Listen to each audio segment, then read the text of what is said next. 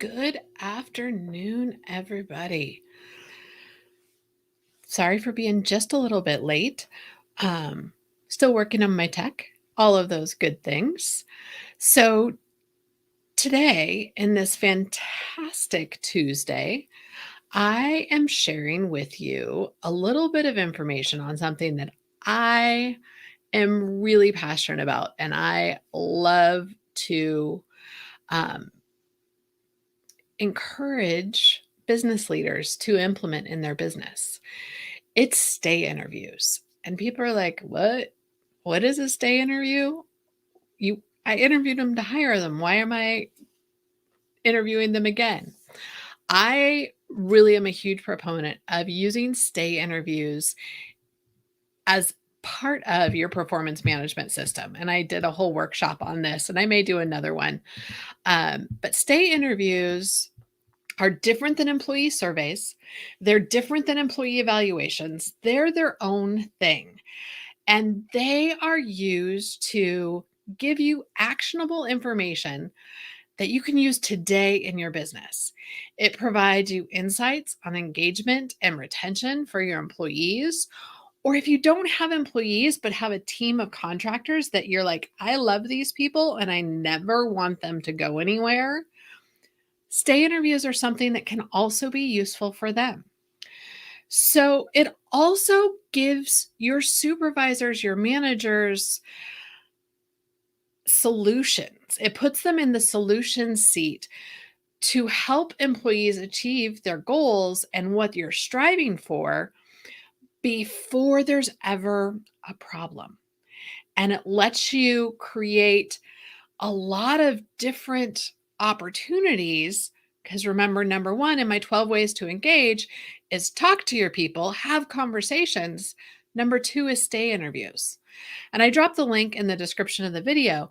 If you haven't downloaded the 12 ways to engage your employees yet, go grab that. It's free. It gives you a lot of great information. But this puts the supervisors in control so that they can help employees develop their skills. It helps them, the supervisor, encourage employees to want to stay with the company, want to grow with this company. It also lets employees start to build that trust with their supervisors so that they have those conversations when something's happening. They're willing to walk in the door and talk to their supervisors. And it's also an opportunity when an employee is starting to feel some of that dissatisfaction to make them leave. It allows supervisors, managers to step in and see if there's a solution to keep that employee. Because employee turnover is costly. It can be upwards of a full year's wages for that position. So, some key things to think about when you are looking at doing employee interviews. And then I'm going to get into those 5 questions you should be asking. So, first off, core things. Stay interviews have to start at the top. Um, all of this information I'm bringing to you, Richard Finnegan, he has 2 different books, as well as he does workshops and webinars just on stay interviews. And all of the information I'm bringing to you comes from his teachings. He is well known in the HR world for stay interviews. So, for stay interviews to actually have the impact that they need to for your business, it has to start at the top. So, the CEO, the president, the business owner, whoever it is at the top of your organization, they need to be doing stay interviews first with their direct reports. It's going to demonstrate the expectation of what they want you to do so that you can work with the employees and get this information out. And then it cascades down. So your frontline employees aren't going, "Why are you talking to me like this?" Because it's communicated and well known that this actually started at the top. Stay interviews cannot be, here's a form, fill it out. It has to be, if at all possible, in person. I know in 2021, there's a lot of craziness going on, whether you're in person or remote. If possible, in person. If in person is not, then it needs to be on Zoom. You have to have that audio and visual connection to really start building that rapport and trust. Also, set the expectations. Just don't tell the employees that, hey, I want to talk to you, or they think they're in trouble. Let them know what to expect, that you want to do a stay interview, that you're going to focus on things that you can influence and control, that you'll listen to broad concerns, but we're really looking at what can we do to make the overall employee experience better. Make sure you schedule it appropriately. Don't be rushed. Don't make the employee feel like you have a million other things to do. This is their time to really build that conversation so that when things come up, they will come and talk to you. This is not a performance review. This is not a time to have a discussion about what they are not doing or what they should be doing. This is a time to listen to their answers. It is totally separate from a performance review. And don't ask your questions in advance so that the employee is like doing a canned response in their mind. You don't want to do those types of things. You want to be prepared. You want to make sure that as you are scheduling each employee, you're thinking about what some of their challenges might be and possible solutions. You also are thinking about if there's something that comes up in the stay interview that needs action, that needs to, you're creating a plan. What is that follow up going to look like? When are you going to follow up with the employee? What is realistic? And part of that is going to be dependent on what comes up in the interview. But let the employee know and be prepared for what that follow up is going to look like. And then also let them know that this is not a one and done thing. Stay interviews should be happening at least annually. Now, be prepared. Make sure you have an interview form. If you know that there's going to be some development opportunities or there is going to be some action that's going to come through this, because hopefully you've already had some conversations with your employees, make sure that you have a plan form so that you can put your deadlines down, put the action plans, the milestones, all of those types of things. And then most importantly, you have to make sure that supervisors have the training necessary so that they can do these effectively. Many times, if you just say, okay, we're going to do stay interviews and put it out there without training, explanation, and those things, super's like, hold up, you're asking me to do one more thing? I don't think so. And so they come to it with a negative attitude, and you won't get the benefit that you need.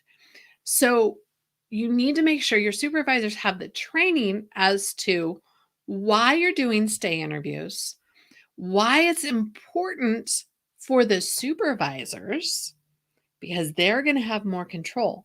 They're going to have more influence. They're building trust, and also help the supervisors understand that the benefits, and there's a ton, and I likely will do a whole workshop just on stay interviews. So you can really see what the benefits are behind it, but why it's important and why it's different than an employee survey or different than the employee evaluation, because they are different. Also, how to handle the negative responses. Because let's be real, if you ask some of these questions to your employees, you're going to get some truth and you're going to get some responses that are a little bit shocking, to be truthful. So you want to put this out there and have them prepared so that they aren't landslided when someone comes back negatively. And it helps them to build trust. So you need to teach them how to do it. So, the 5 questions that you should be asking in a stay interview. And even if it's not a stay interview, if it's having a conversation, if you work with independent contractors, if you have other stakeholders, you're going to ask questions like number 1, what do you like most about working here? What is it that's really attracts you to this place? Number 2, what are you learning here and what do you want to learn? This is a huge piece for professional development, which is a driver for all employee engagement right now, especially with millennials and Gen Zs setting that career expectation that their employers are going to give them professional development, help them develop their skills for success. Number 3, why do you stay here? Why why do you like work? Why do you want to be here? Number 4, and this one's a tough one. When was the last time you thought about leaving and what prompted it? And number 5, what can I do to make your job better for you?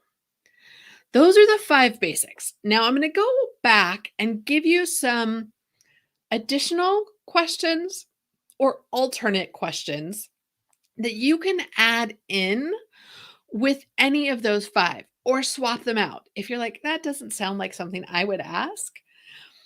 But each of these questions kind of address a different area within the stay interview, and you really need to make sure that they are all addressed in one way or another.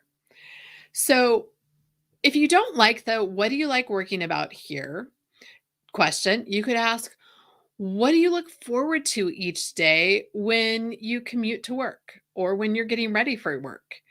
Or what parts are the most challenging working here? Or what do you like least about working here? Those are all kind of getting those drivers of what's good or what's not so good. Then, number 2, that learning question, is there anything else you'd like to be learning here but are not? This is a great opportunity for job enrichment, cross training, um, any of those job stretching, because learning doesn't have to be about a professional education. It doesn't have to be about this formal training. It could be learning a new skill, it could be learning another position. If learning you're trying to develop training that is impactful, or you know someone that you're doing this training or you're doing the stay interview with is already in the process of learning, but you're noticing there are some challenges in how they are learning, ask them how they learn best.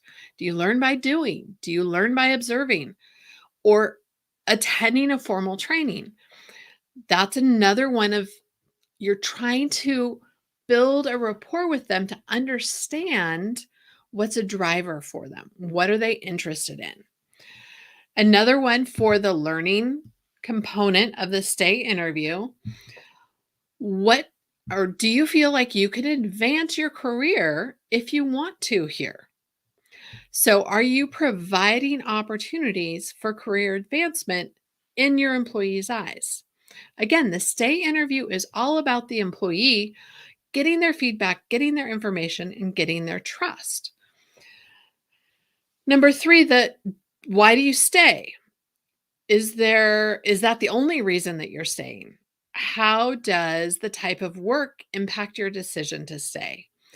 How much do you stay because you like working with the customers? Or is it the team? Or what is that reason behind this you staying? When is the last time you thought about leaving us? Some additional or alternate questions. Um, on a scale of 1 to 10, I'm staying for the foreseeable future, and what or 10 being I'm staying for the foreseeable future, and 10, I'm leaving as soon as possible. How would you rate your intention to leave?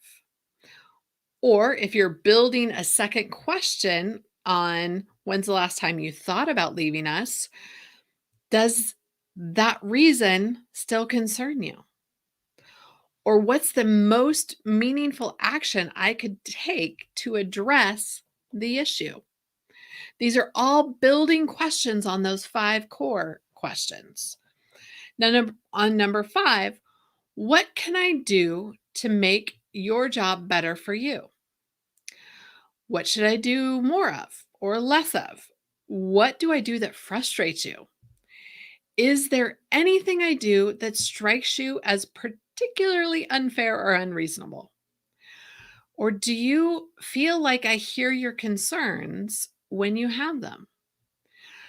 All of these are trying to help the employee see that the supervisor cares about them as a person, not just as a part of the machine producing work, building trust so that with the engagement pieces, the trust will strengthen and allow the employee to be comfortable to bring ideas, to bring concerns, to help grow and build the company. So there's a lot more to stay interviews, and I will probably end up doing a workshop specifically on stay interviews, but they are a key component in your performance management system because it's shifting the focus of what you want from the employee and what you need the employee to do to really gaining a better understanding of where the employee is and what their employee experience is with your company. So, like I said, download 12 Ways to Engage. Um, the link is in the description, and I will be back next Tuesday with more Tuesday's tips.